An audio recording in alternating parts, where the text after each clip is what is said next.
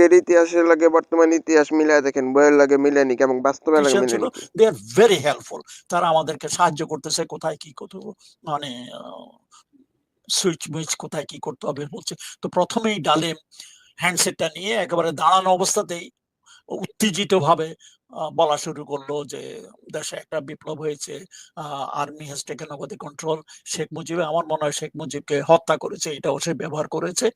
আর দেশে curfew martial ল, লোকজনকে বলছে আপনারা আমাদের সাথে থাকুন, সহযোগিতা করুন, কেউ ঘর থেকে বাইর হবেন না। তো প্রথম এসব কথাটা একটু খাপছাড়া ছিল। তখন আমি বললাম যে স্যার, আমার মনে হয় এরকম ভাবে না বলে let's write it down, recorded, দেখে দেখে পড়ুন। তখন অনেকে বলে ঠিক আছে তুমি একটু তাড়াতাড়ি লিখে দাও। তো আমি তখন একটা কাগজ কলম নিয়ে ওই যতটুকু পারলাম, এই একটা প্যারা, বেশি বড় না, এটা লিখে দিলাম যেটা যা হয়েছে ঘটনা। তবে হত্যা শব্দটা আমি মনে হয় ব্যবহার করি নাই। তো ডালিম মনে হয় ওটা নিজের থেকে পরে বলেছে। আর যেসব সেই সেই মানে ডালিমের স্টেটমেন্টই পরে রেকর্ড করা হয় এবং রেকর্ডটাই বারবার চলতে থাকে। মিনওয়াইল সরকার কবির উদ্দিনকে সবাই চিনে, সরকার কবির উদ্দিন আসলো, এই তার ডিউটি ছিল, সে আসলো তাড়াতাড়ি, তাকে এনে আমরা ওখানে বসে কমেন্ট্রি দেওয়ালাম আর কি। ডালিমের বক্তৃতার মাঝে মাঝে সে নিজে থেকে কমেন্ট্রি দিল, কারণ সরকার কবির উদ্দিনের গলা সবাই চিনে। অতএব এই যে অ্যানাউন্সমেন্টটা যাচ্ছে এটা অথেন্টিক, এটাই বোঝানোর জন্য যে কারণ ডালিমকে লোকে চিনে না, রাশেদকে লোকে চেনে না, আমরা কি বলছি লোকে চিনে না, কিন্তু সরকার কবির উদ্দিনকে লোকে চিনে, তার বক্তব্য লোকে জানে। এই জন্যই তাকে দিয়ে কমেন্ট্রি দিয়ে আমরা করতে এরকম এটা চলতে লাগলো। মানে ঘন্টাখানিক চলার পরে যখন খন্দকার মোশতাক আসলো, আসার পরে Khondaker Mostaq stopped it, but by that time everybody is known. এটা হলো মানে রেডিও স্টেশনের কাহিনী। 8টা সাড়ে 8টার দিকে মনে হয় রশিদ খন্দকার মোশতাককে নিয়ে আসলো, খন্দকার মোশতাক সাদা পোশাকে, মানে প্রিন্স কোট পরে সাদা টুপি পরে আসলো। খন্দকার মানে ইয়ে রশিদ তো বেশ লম্বা চড়া, 6 ফুটের উপরে লম্বা, আর খন্দকার মোশতাক একটু ছোট, মানে তার অর্ধেক। যাই হোক নিয়ে আসছে। তো মানে ডালিমা বা আমি, আমরা দুজনে মিলে তাড়াতাড়ি একটা গার্ড অব অনারের বন্দোবস্ত করলাম। আমাদের কাছে যা সৈন্য সামন্ত হাতের কাছে ছিল তা দিয়ে ওই রেডিও স্টেশনের সামনের চত্বরে, ছোট চত্বরে একটা গার্ড অব অনার দেওয়ার বন্দোবস্ত করলাম। After all he is the new president. তারপরে দিলাম, উনি মানে সবাই হাত মিলালেন এবং বাংলায় ওখানে বললেন যে তোমরা মানে বিরাট একটা করেছো, দেশের সূর্য সন্তান, স্থাপন করেছো, মানে সঙ্গে একটা মুক্তি। উনি ভিতরে একটা রুমে ওনার জন্য তৈরি করা হলো, ওখানে চলে গেল। তারপরে থেকেই রেডিও স্টেশনটাই কিন্তু বাংলাদেশের নতুন সরকারের হেডকোয়ার্টার, ওখানে সবাই আসলো, ওখানে সবকিছু হলো। এখন মুজিবের বাসভবনে কি হলো, আমি ওখানে ছিলাম, আমি ছিলাম না, আমি অন্য জায়গায় ছিলাম না, এসব সব আমার পরবর্তী পর্যায়ে এসব কালেক্টেড কাহিনী। সেটা হলো ওই বদলুল হুদার স্টেটমেন্ট সে দিয়েছে আমার এই বইতে, সেটা আছে স্টেটমেন্টটা। সেই স্টেটমেন্ট মধ্যে সে বলেছে যে সে সৈন্য সামন্ত নিয়ে তখনও ভোর হবে সে প্রথমে বাড়ির কাছে আসে নাই, দূরে রেখে সে ওদেরকে থাকতে বললে, বিকজ হিজ ফার্স্ট ডিউটি ওয়াজ সামনে যে গার্ড রেজিমেন্ট আছে মুজিবের, সেই গার্ড রেজিমেন্ট লোকজন কিন্তু তারই প্রাক্তন ইউনিটের, ফার্স্ট বেঙ্গল আর্টিলারি থেকে আসছে, কুমিল্লা থেকে। তখনকার দিনে নিয়ম ছিল মিলিটারির এক এক ইউনিট এক এক মাসে এই গার্ড ডিউটি করবে। সেটা মুজিবের বাসা, বঙ্গভবন আর বিভিন্ন বিভিন্ন ইম্পর্টেন্ট জায়গাগুলোতে থাকে।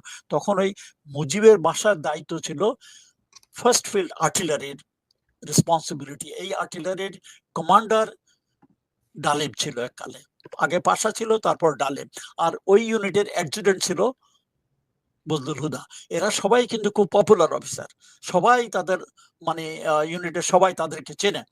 তো ওদেরকে দূরে থামাইয়া তখন হুদা ওই গার্ড রেজিমেন্টের কাছে ওখানে গেল। তখন তারা রেডি হচ্ছিল রেভেলি করতে। রেভেলি মানে সকালে ফ্ল্যাগ হোয়েস্টিং অনুষ্ঠান হয়, ওতে বিগল বাজায় ওটা কয় ফ্ল্যাগ, ওই রেডি হইতেছিল প্লাটুন খানিক লোকজন। তো হুদা আস্তে আস্তে ওখানে গিয়ে ওদেরকে, এগুলো আমি সব বলতেছি হুদার কাহিনীর থেকে, যে স্টেটমেন্ট সে দিয়েছে আমার বইতে আছে। সে বলেছে সে ওখানে যায়, ও হুদা সুবেদার সাথে কথা বললো, ওরা সবাই হুদাকে চিনেই তাকে বললো। তখন হুদা বললো যে আর্মি হ্যাজ টেকেন ওভার, এখন আমরা এখানে আসছি, Mujib is no more in power, মুজিবকে অ্যারেস্ট করতে আসছি। এবং আপনারা আমাদের সাথে আছেন কিনা।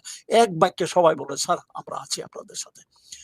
তো হুদাকে বলল যে ঠিক আছে আপনারা রেডি থাকুন, কিন্তু কেউ যেন মানে এখনো ৩২ নম্বর ঘরের ভিতরে কেউ যেন না ঢুকতে পারে, এটা আমরা দেখে রাখুন।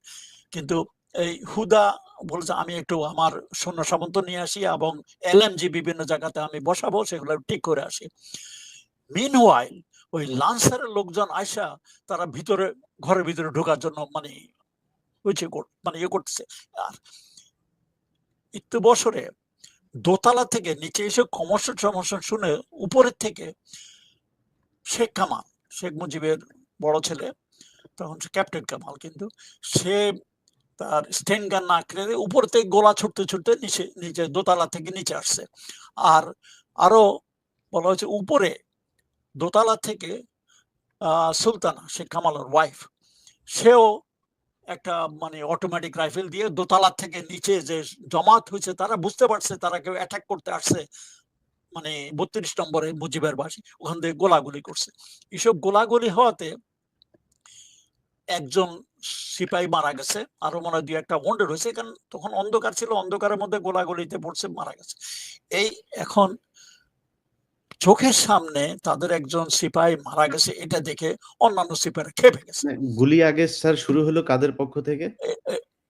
মানে বজলুল হুদার কথা মতো শেখ কামাল এবং তার ওয়াইফ সুলতানা, এই দুজনের থেকে গোলাগুলি। শেখ কামাল সিঁড়ি বেয়ে নিচে আসতেছিল, গোলাগুলি চিল্লাইতে চিল্লাইতে, মিলিটারি পুলিশ ভাই ভাই আমাদের অ্যাটাক হয়েছে, আপনারা আমার সাথে আসেন, সে গোলাগুলি করতে করতে নিচে নামে আসছে। আর উপরে দোতলা থেকে সুলতানা কামাল ওই নিচে সৈন্যদেরকে গুলি করছে, ওখান থেকে শুরু হয়েছে প্রথম। তারপরে যখন ওই দেখলো যে একটা ছেলে মানে উপরের দোতলার গুলিতে একটা সিপাহী মারা গেছে আর্টিলারির নিচে সামনে, অন্যরা খেপে গেছে।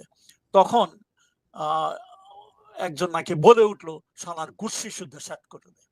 এই কথাটা কিন্তু পরবর্তী পর্যায়ে শেখ মুজিবের বাসার এক চাকর, সে লাফায় যায় পলায় অন্য জায়গাতে আশ্রয় নিচ্ছে, সে ওটা স্বীকার করেছে যে গোলাগুলি শুরু হয়েছে মানে শেখ কামাল এবং সুলতানের তরফ থেকে, উপরের থেকে, এবং ওই নিচে একজন লোক মারা গেছে, আরো হয়তো ২-১টা ওয়ান্ডেড হয়েছে। এইসব দেখে অন্যান্য সিপাহীরা খেপে গেছে, বলেছে শালার গোষ্ঠী শুদ্ধ শেষ করে দেয়। এবং ওই পর্যায়ে ওই আমার লোকরা এসে ঘর মানে গেট ভেঙে ঢুকে গেছে। তো মিনওয়াইল হুদাও আসছে, এটা কিন্তু হুদা তখন অবস্থায় ওখানে ছিল না, তারা বলছে যে ঘরের ভিতরে না যেতে, কিন্তু তার কথা না শুনে সবাই এসব গোলাগুলি দেখে তারাও ভিতরে ঢুকে গেছে। তারপরে এই পর্যায়ে কিন্তু গোলাগুলি একটু বন্ধ হয়েছে। তারপরে হুদা আইসা তার লোকজন নিয়ে আবার ভিতরে ঢুকলো। By that time I think Sheikh Kamal is dead. Sheikh কামালের সাথে হয়তো ইয়ে ছিল, শেখ নাসেরও ছিল সেদিন বাসায়, আরো কিছু পুলিশ ২-১ জন ওখানে হয়তো মারা পড়তে পারে। আর হুদা তার কিছু সৈন্য সামন্ত নিয়ে উপরে গেছে। His duty was according to him to bring Sheikh Mujib down, এবং তার সাথে তার কথা মতো মেজর মহিউদ্দিনও ছিল। তারা উপরে, আর মিনওয়াইল শেখ মুজিবও তার ঘরের থেকে বাইরে আসলে হুদা, মহিউদ্দিন ওরা শেখ মুজিবকে নিচে নামায় আসতেছিলেন, সিঁড়ি বয়ে নিচের দিকে আসতেছিলেন। যে মুহূর্তে তারা সিঁড়ি বয়ে নিচে আসতেছিলেন, অমন সময় উপরে থেকে নাকি আবার গুলি গালা শুরু করছে। এই সময় শেখ জামাল, সেও ওই রুমে, শেখ জামাল এবং সুলতানার ও দুজনেই এলো পাতালি গুলি গালা শুরু করছে। এক গুলিতে এই মুজিবের পিছনে ছিল একটা সিপাহী পড়ে গেছে, মানে বন্ডেড। আর গুলিগালা আওয়াজ শুনে মহিউদ্দিন এবং হুদা ওরা দুজনেই ডাক, শেখ মুজিব তখনও দাঁড়ানো ছিল, এবং তারা ডাক করে বেঁচে গেছে গোলাগুলি শুরু করতে। আর এই গোলাগুলির আওয়াজে গেটে দিয়ে বাই দ্যাট টাইম অন্যান্য লান্সারের লোকজন যারা আসছে তারাও মানে ঢুইকে এসে একেবারে মানে পাগলের মতো হয়ে গেছে, তারা পাল্টা গুলি দিয়ে।